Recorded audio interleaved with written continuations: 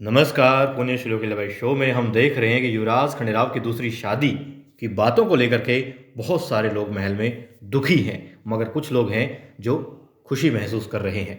अब उन्हीं में से एक हैं, हालांकि वो असमंजस में हैं कि खुश हैं कि दुखी हैं। उन्हें समझ में नहीं आ रहा है कि शादी करनी चाहिए या नहीं करनी चाहिए। कौन? युवराज खंडेराव खुद, जो दुल्हा बनने जा रहे हैं।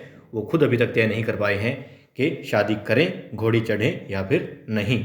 खैर, अब मल्हार राव सूबेदार जी आ चुके हैं, जो इकलौते ऐसे इंसान हैं जो शादी को रोक सकते हैं। मल्हार राव सूबेदार जी ही हैं जो कि युवराज खंडेराव की दूसरी शादी को रोक सकते हैं, और सिर्फ अपनी प्यारी देवी अहिल्या की खुशियों के लिए और युवराज खंडेराव के अच्छे भविष्य के लिए भी।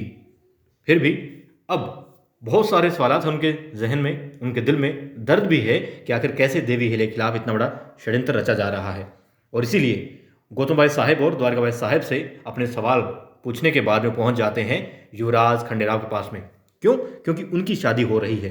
अब गौतम भाई साहब और द्वारका भाई साहब अपने अपने सवालों के जवाब दे चुकी हैं जो उनके हिस्से में आए थे सवाल, मगर अब सबसे बड़ा सवाल यही है कि कैसे युवराज खंडेराव इस काम के लिए हाँ कर सकते हैं और कैसे दूसरी शादी करने के लिए, और क्यों राजी हो सकते हैं। सबसे बड़ा सवाल है आखिर क्यों।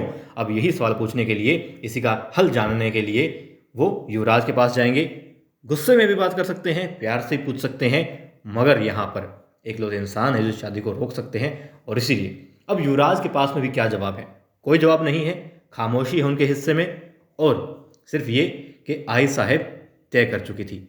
अब उन्हें भी लगेगा कि आई साहब को क्यों फंसाया जाए, उनके ऊपर डांट पड़ेगी, उन्हें बहुत कुछ कहा जाएगा। और यदि एक बेटे की वजह से माँ को डांट पड़ी तो भला युवराज कैसे बेटे। इसलिए भी वो खुद अपने सर इस बात को ले लेंगे, और साथ में इसलिए भी क्योंकि यदि उन्होंने कुछ कहा तो शादी रुक जाएगी, और वो खुद नहीं चाहते कि शादी रुके। वो चाहते हैं कि शादी हो जाए ताकि गौतम भाई साहब और दूसरा जो गुन्नू जी ने उनके दिमाग में डाला है वो चीज़ें सार्थक हो जाए। इसलिए वो खुद जिम्मेदारी ले लेंगे कि वो खुद चाहते हैं पार्वती से शादी करना। हालांकि परिस्थितियां ऐसी बनी, चाहते नहीं थे, मगर अब उन्हें लगता है कि पार्वती उनके लिए सही है। बाकी आपको क्या लगता है, क्या जवाब देंगे युवराज खंडेराव?